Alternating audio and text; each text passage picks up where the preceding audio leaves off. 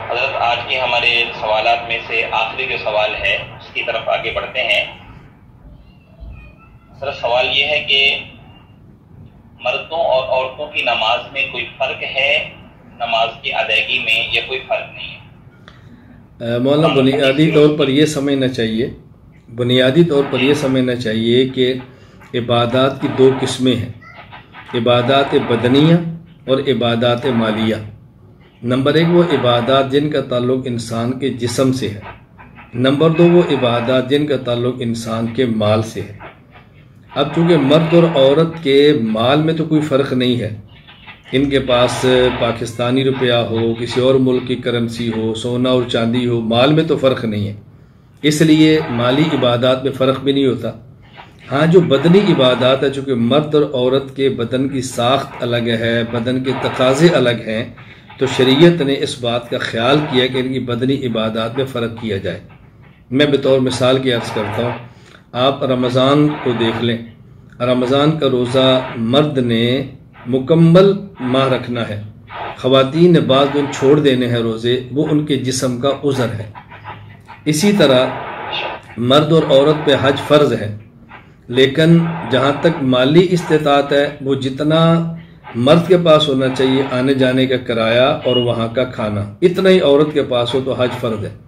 لیکن عورت کے لیے اضافی شرط یہ ہے کہ اس کے ساتھ محرم ہو، یہ اضافی شرط مرد کے لیے نہیں ہے۔ یہ محرم عورت کے پیسے کی حفاظت کے لیے نہیں ہے، عورت کے جسم کی حفاظت کے لیے۔ پھر جب سب سے پہلے آپ نے احرام ہے تو مرد احرام کی چادر انسلی پہنے گا، عورت نے سلے ہوئے کپڑے پہنے ہیں۔ یہ فرق بدن کی وجہ سے آیا ہے۔ لبیک اللہم لبیک تلبیہ مرد اونچی آواز سے پڑھے گا، عورت آہستہ پڑھے گی، یہ بھی جسم اور آواز کی وجہ سے ہے۔ پھر جب ان نے طواف کرنا ہے تو پہلے چند چکر جو ان نے کرنے ہیں رمل، یعنی تھوڑا سا اکڑ کے چلنا ہے، وہ بھی مرد نے، عورت نے نہیں، جسم کی وجہ سے۔ پھر چکروں میں مرد نے دایاں کندھا اپنا خالی رکھنا ہے پہلے چکروں میں، عورت نے نہیں رکھنا، یہ بھی جسم کی وجہ سے ہے۔ جب صفا مروہ کے درمیان سعی ہوگی تو وہ مخصوص جگہ جہاں پر سبز لائٹیں لگی ہیں تھوڑا سا دوڑنا ہے، یہ مرد نے دوڑنا ہے، عورت نے نہیں دوڑنا۔ حالانکہ سنت حضرت حاجرہ کی ہے جو عورت کو ادا کرنی چاہیے، لیکن حضرت حاجرہ اس وقت دوڑی تھی جب وہاں کوئی مرد نہیں تھا۔ اب عورت جب دوڑنا ہے تو وہاں مرد ہوں گے، اس لیے حضرت حاجرہ عورت کی سنت بھی اللہ تعالیٰ ادا ان کے بیٹوں مردوں سے کروا رہے ہیں، یہ فرق جسم کی وجہ سے ہے۔ تو بڑا واضح سی بات ہے۔ اب نماز کو دیکھیں اور زکوٰۃ کو دیکھیں، زکوٰۃ عبادت مالیہ ہے، یا مرد عورت درمیان کوئی فرق نہیں ہے، لیکن نماز عبادت بدنیہ ہے۔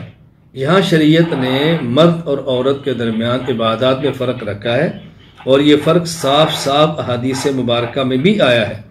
بعض مقامات کا فرق وہ احادیث میں ہے، اور بعض مقامات کا فرق امت کے اجماع میں ہے۔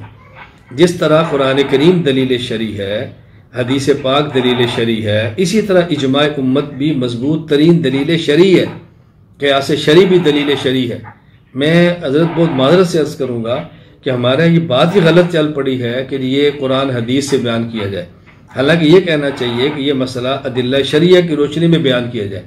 جب دلائل ہمارے چار ہیں تو ہم چاروں دلائل کو بیان کریں، تو بعض فرق تو احادیث میں صراحتاً ہے اور بعض فرق امت کے اجماع سے ہیں، تو دونوں چیزیں موجود ہیں۔ حضرت وائل کو نبی پاک صلی اللہ علیہ وسلم نے ارشاد فرمایا، یا وائل اذا صلیت، جب تم نماز پڑھو تو اپنے کندھوں کو، اپنے ہاتھوں کو تم نے کانوں کے برابر کرنا ہے۔ فجعل یدیک حذاء اذنیک، آگے فرمایا والمرأۃ تجعل یدیہا حذاء ثدییہا، جب عورت ہاتھ کھڑے کرے تو اپنی چھاتی کے برابر کھڑے کرے۔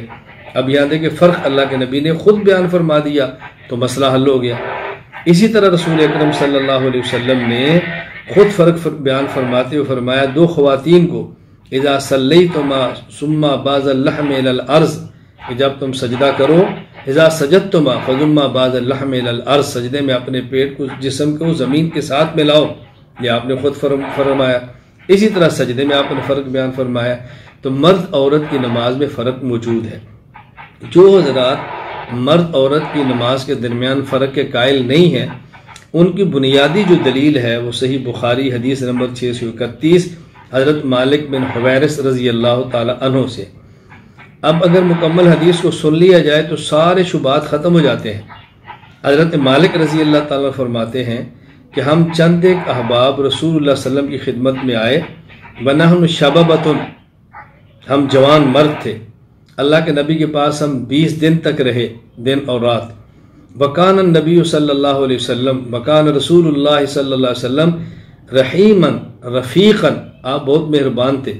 فَلَمَّا ظَنَّ أَنَّا قَدْ اشْتَهَيْنَا أَهْلَنَا أَوْ قَالَ قَدْ اشْتَقْنَا، حضرت فرماتے ہیں کہ جب ہم نے اپنے گھر جانا چاہا، رسول اللہ صلی اللہ علیہ وسلم محسوس فرمایا کہ ان کو گھر جانے کی ضرورت ہے، تو آپ نے ارشاد فرمایا ہمیں، اب اللہ کے نبی کے جملے سنیں، ارجعوا الی اہلیکم، اپنے گھر جاؤ، فاقیموا فیہم، وہاں تم ٹھہرو، نمازوں کی پابندی کرو، وعلموہم، ان کو دین سکھاؤ، وامروہم، اور ان کو حکم دو۔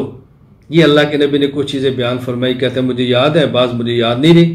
آگے فرمایا صلو کما رأیتمونی اصلی، نماز ایسے پڑھنا جیسے مجھے پڑھتے دیکھا ہے۔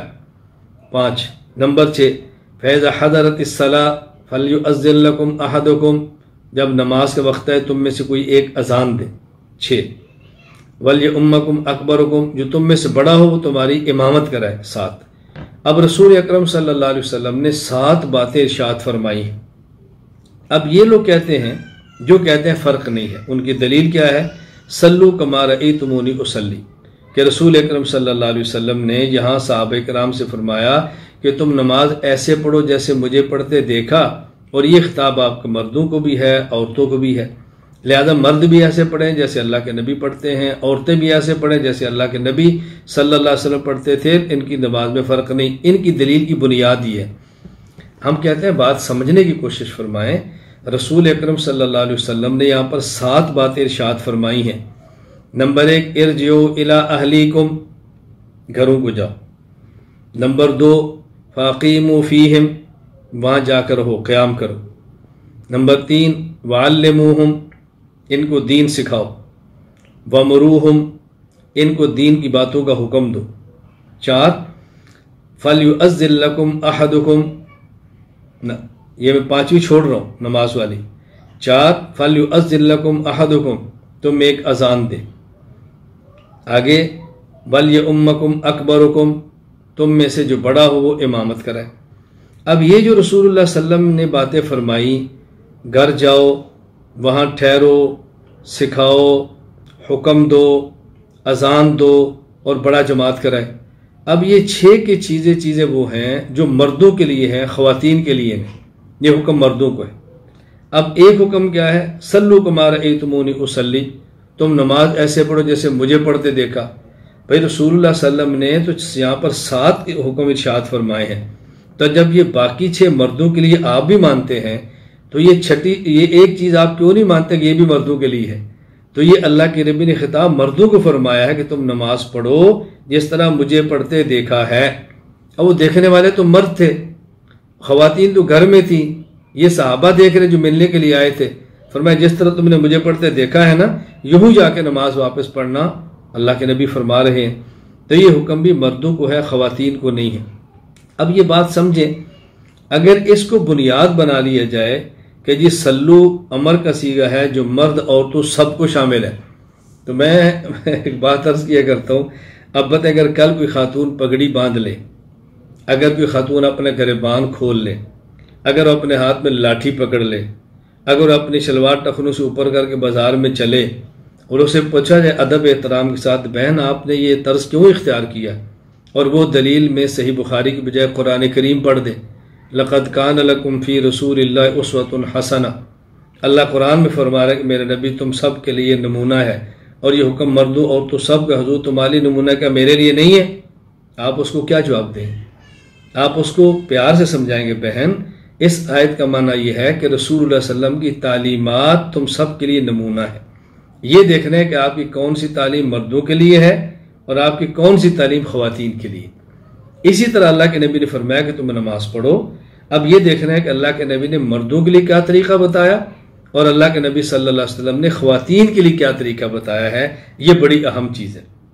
اسی طرح وہ بطور دلیل کے کہا کہتے ہیں امام بخاری رحمہ اللہ نے نقل کیا ہے کہ ام قتادہ وہ جب نماز پڑھتی تشہد میں بیٹھتی تو حدیث پاک میں لفظ ہیں کہ وہ بیٹھتی تھی جلسۃ الرجل، جیسے مرد بیٹھتا ہے نا ایسے اتحیات میں بیٹھتی وہ.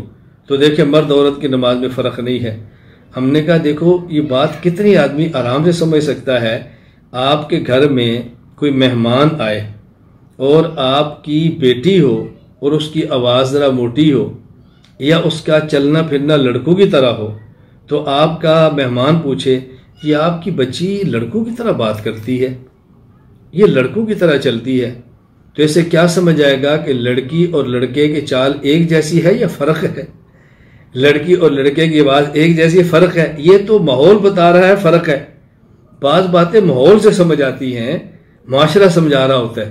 تو یہ امام بخاری سمجھا رہے ہیں بھی مردوں کا جلسہ الگ ہے، عورتوں کا الگ ہے. قتادہ مردوں کی طرح بیٹھتی، بے اشکال یہ کہ وہ کیوں مردوں کی طرح بیٹھتی؟ امام بخاری فرماتے ہیں وَكَانَ فَقِيهَةً، وہ مجتہد تھی، اس کا اپنا اجتہاد تھا.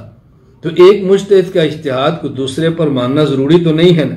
یعنی ہم عجیب لوگ ہیں، نہ اجتہاد مانے تو امام حنیفہ، امام مالک، امام شافعی، امام احمد جیسے مرد کا بھی نہ مانے، اور جب ماننے پر آ جائے اور تقلید کرنے پر آ جائے تو قتادہ عورت کو بھی مان لے. پتہ ہے کیسے آدمی سمجھائے. میں اکثر گزارش کرتا ہوں کہ میں کوئی تنقید نہیں کر رہا، میں کوئی تبصرہ نہیں کر رہا، میں سمجھا رہا ہوں کہ واضح نشین فرما لیں کہ مرد اور عورت کی نماز میں فرق ہے، اور یہ فرق ہمیں ملحوظ رکھنا چاہیے. یہ نقل دلائل کا بھی تقاضا ہے، عقل اور فہم کا بھی تقاضا ہے. اس لیے مرد عورتوں کی نماز میں فرق کرنا نقل اور عقل، دلائل شریعہ اور فہم و فراست کا تقاضا ہے کہ فرق کرنا چاہیے.